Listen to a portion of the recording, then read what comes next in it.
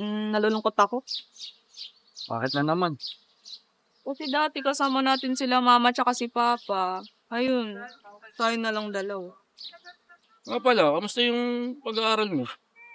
Okay naman kuya.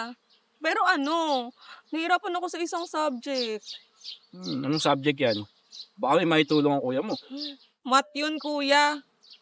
Oh, minamalit mo ako sa math. Oh, pares Alam mo- lang naman tayo doon mahina.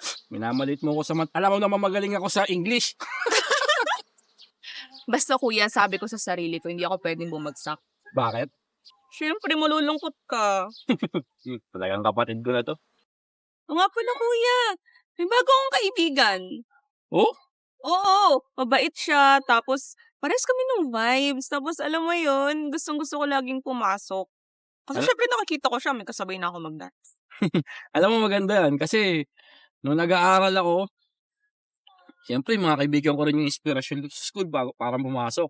Mm. Bukod kila mama at papa, siyempre. Di ba? Tsaka, tinuturuan niya ako sa math. Oh, math. Baka kung ano-ano lang tinuturo sa'yo niyan, ha? Maraming Hindi. klase ng kaibigan.